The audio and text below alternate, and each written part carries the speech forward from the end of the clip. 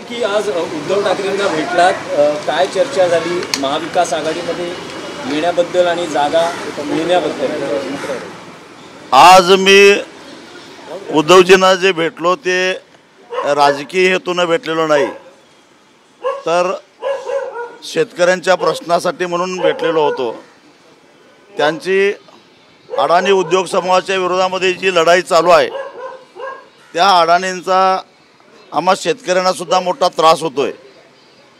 एक तर केंद्र सरकारनं अडाणीवरील प्रेमापोटी आयात होणाऱ्या खाद्यतेलावरील 5% आयात शुल्क कमी केल्यामुळं सोयाबीनला भाव नाही। 2000 साली असणारा सोयाबीनचा भाव 4000 रुपये 24 वर्षानंतर आहे तेवढाच टिकून आहे। आणि याचं कारण मोठ्या प्रमाणामध्ये कच्चं तेल जे बाहेरच्या देशातून आयात झालं त्याच्यावर आयात शुल्क 2025 पर्यंत 5% कमी केल्याचे हे सगळे परिणाम आहेत। येत्या 15 जानेवारीपासून मी या सोयाबीनच्या प्रश्नावर आणि कर्जमाफीच्या मुद्द्यावर मराठवाड्यामध्ये दौरा सुरू करणार आहे। आणि त्यासाठी ही अदानी विरोधची उद्धव ठाकरे शिवसेना गटाची जी लढाई आहे ती शेतकऱ्यांची सुद्धा लढाई आहे, कारण शेतकऱ्यांच्या आत्महत्या ह्या 2.5% वाढलेल्या आहेत। त्याचबरोबर आमच्या कोल्हापूर जिल्ह्यामध्ये वेदगंगा नदीवर जे पाटगावचं धरण आहे 4.25 TMCचं, त्या धरणाचं पाणी अदानी उद्योग समूह 8400 कोटी रुपये खर्च करून उलटं सिंधुदुर्गला नेऊन तिथं 2100 मेगावॅटची वीज निर्मिती करणार आहे। आणि त्यामुळं कोल्हापूर आणि सीमा भागातील कर्नाटकातील जनतेला शेतीला पाणी कमी पडणार आहे।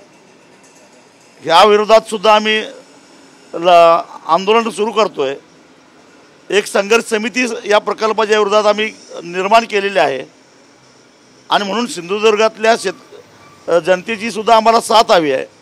म्हणून सिंधुदुर्ग आणि कोल्हापूर जिल्ह्यातल्या शेतकऱ्यांनी मिळून जर हा लढा उभा केला अदानी विरोधातला तरच ते पाणी वाचणार आहे। एका बाजूला इचलकरंजीसारख्या शहराला पाणी देऊ नये म्हणून लढे उभा राहत आहेत आणि इथं राजरोसपणानं अदानी उद्योग समूहाला तयार धरणातलं पाणी देऊन जवळपास 7 ते 8 TMC पाणी हे समुद्राकडे वळवायचं म्हणजे उलटी गंगा व्हायचं कारस्थान होतं आहे। आणि या शेतकऱ्यांच्या लढ्याला सुद्धा शिवसेनेचा पाठिंबा मिळावा यासाठी मी आज त्यांची भेट घेतली आणि शेतकऱ्यांच्या लढ्यामध्ये आम्ही नेहमीच तुमच्याबरोबर राहू असं त्यांनी मला आश्वासन दिलं। या संदर्भामध्ये काही चर्चा झालेली नाही, कारण महाविकास आघाडीमध्ये जाण्याचा आमचा विचार नाही आहे। आम्ही स्वतंत्रपणाने लढणार आहोत। ज्यावेळी निवडणुका जाहीर होतील त्यावेळी आम्ही आमच्या भूमिकेने जाऊ, पण आज जनतेच्या प्रश्नावर जे आम्ही आंदोलन करतोय त्यासाठी आम्हाला त्यांची मदत पाहिजे, म्हणून मी त्यांना आता भेटलो। मवियाशी मला काही देणं घेणं नाही। मी वेळोवेळी स्पष्ट केलेलं आहे की मवियाच्या माध्यमातून त्यांनी जे काही विशेषतः काँग्रेस राष्ट्रवादीनं कारखानदारांना पूरक अशा प्रकारचं FRPचे तुकडे करणं किंवा भूमी अधिग्रहण कायद्याची मोडतोड करून जी रस्त्याला जमीन गेल्यानंतर शेतकऱ्यांना जी काही 4-5 आणि 5 पट मोबदला मिळायचा तो 60% त्याच्यामध्ये कपात करण्याचं जी दुरुस्ती विधिमंडळामध्ये महाविकास आघाडीचं सरकार असताना केली, हे आमचे आक्षेपाचे मुद्दे आहेत। आणि म्हणून आम्ही मविया सोडलेले आहे। त्या मुद्द्यावर जोपर्यंत स्पष्टीकरण मिळणार नाही तोपर्यंत मवियाबरोबर जाण्याचा प्रश्नच येतो। राजू शेट्टीजी, तुम्ही ज्या मवियाला विरोध करतात त्याच मवियाच्या सरकारचे नेते किंवा मुख्यमंत्री उद्धव ठाकरे होते, मग तरीसुद्धा त्या धोरणाला आमचा विरोधच आहे। पण आता शिवसेना अदानीसारख्या उद्योगपतींच्या विरोधात ज्यावेळी लढते त्यावेळी आमची एकट्याची अशा मोठ्या शक्तीशी लढण्याची ताकद नाही आहे, त्यामुळे चळवळीमध्ये अशा प्रकारची मदत घेणं गैर नाही आहे। तुमचा अदानीला विरोध आहे, उद्योग समूहाला अदानीला म्हणजे आमचा विरोध आहे, काँग्रेसचा विरोध आहे, हा समान मुद्दा असू शकतो का तुम्ही महाविकास आघाडीत येण्यासंदर्भात? होय, पण तरीसुद्धा जर का हे अदानीच्या साठी धोरण राबवत असेल तर चळवळ करण्यासाठी आमचा समान मुद्दा आहे, परंतु जेव्हा शेतकऱ्यांचे प्रश्न निर्माण होतात त्यावेळी मविळातील बहुतेक नेते हे कारखानदारांच्या बाजूने झुकतात. मोठ्या ठेकेदारांच्या बाजूनं जाण्यासाठी म्हणून जर शेतकऱ्याला मिळणाऱ्या मोबदल्यामध्ये कपात करत असतील तर हे मुद्दे जोपर्यंत क्लिअर होत नाहीत तोपर्यंत आम्ही त्यांच्याबरोबर जाणार नाही. ही काळ्या दगडावरची रेघ आहे. शरद पवारांची देखील भेट घेणार आहात का? कारण पाटगाव धरण असू दे किंवा ह्या मुद्द्यावर अदानींना विरोध करण्यासाठी तुम्ही उद्धव ठाकरेंची भेट घेतली. नुकतंच अदानी उद्योग समूहानं पवार साहेबांच्या कुठल्या तरी संस्थेला 25 कोटीची देणगी दिलेली आहे आणि त्यामुळे त्यांच्याकडे जाण्यात काय अर्थ नाही असं मला वाटतं.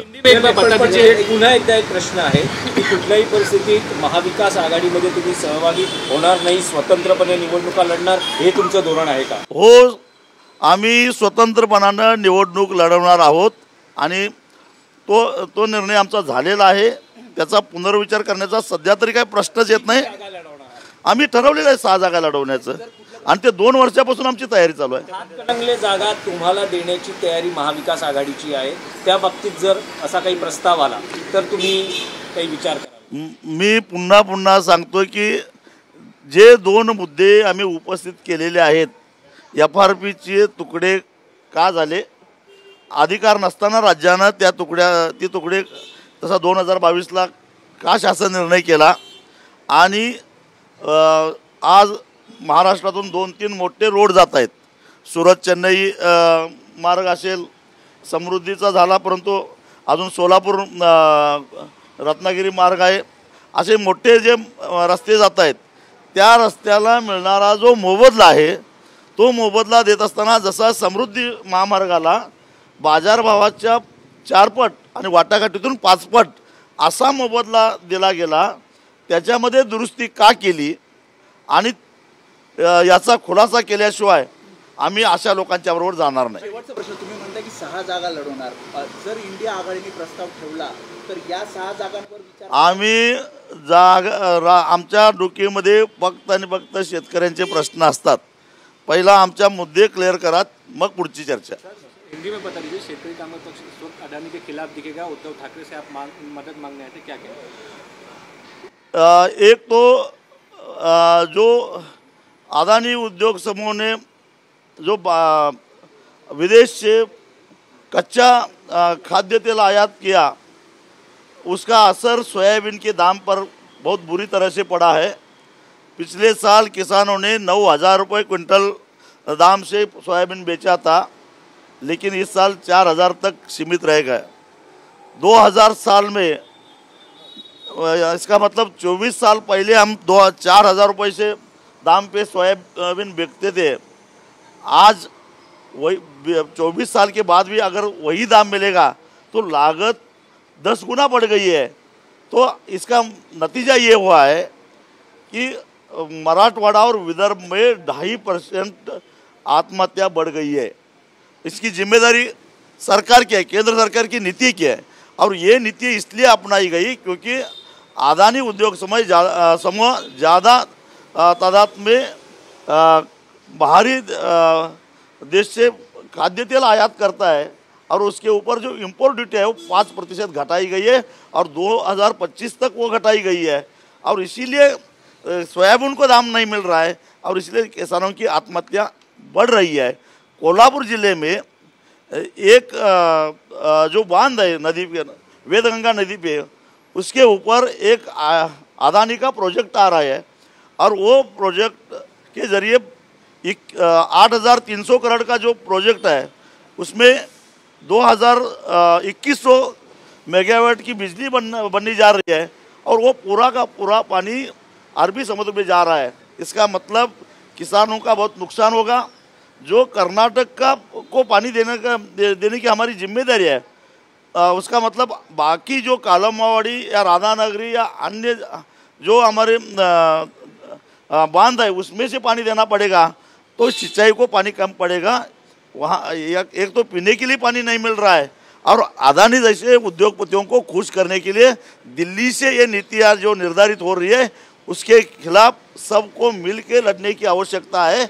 इसलिए मैं उद्धव जी को मदद मांगने आया था क्योंकि उन्होंने मुंबई में अदानी उद्योग समूह के खिलाफ, धारावी के खिलाफ जो आंदोलन किया है तो तो इसका मतलब अदानी का जो इन्फ्लुएंस शहर में हो रहा है वो गांव में भी हो रहा है, इसलिए गांव के और शहर के लोग मिलके लड़ना चाहिए, इसलिए मैं मिला था। अडानी के मुद्दे पे मदद मांग रहे हैं, राजकीय भूमिका आपकी अलग है, ना आप इंडिया अलायंस के साथ है ना महाविकास आघाड़ी के। क्योंकि हमने देखा है, हम गठबंधन करके देखा है कि जब नीतियाँ निर्धार होती है तो किसानों को बेदखल किया जाता है, इसलिए हमने तय किया है कि अपने बलबूते हम चुनाव लड़ेंगे। लेकिन सीट शेयरिंग के फॉर्मूले पे कुछ चर्चा हुई क्या?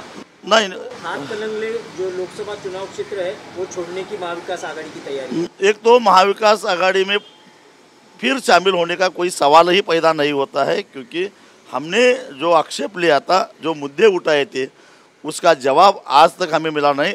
2 साल पहले हमने गठबंधन छोड़ा था और उसमें जो मुद्दे उठाए थे, 6 पन्ने का जो लेटर मैंने शरद पवार जी को लिखा था, उसका जवाब मुझे अभी तक नहीं मिला, इसलिए वापस मविया में जाने का कोई सवाल ही पैदा नहीं होता। लोकसभा में कितने सीटों पर आप हम 6 सीटों पर उम्मीदवार खड़े कर रहे हैं और हम वहाँ पूरी ताकत के साथ लड़ेंगे। ये आपका अंतिम निर्णय है या जी, ये हमारा अंतिम निर्णय। हाथकणंगले जहाँ मैं खुद लड़ता हूँ, कोल्हापुर, सांगली 2019 में हम लड़े थे, माढ़ा 2014 में हम लड़े थे, और परभणी और बुल्ढाना।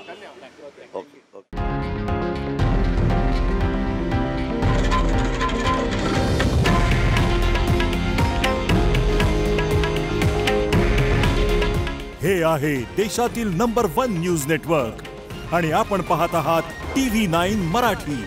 काळजी तुमची, हित महाराष्ट्राचं।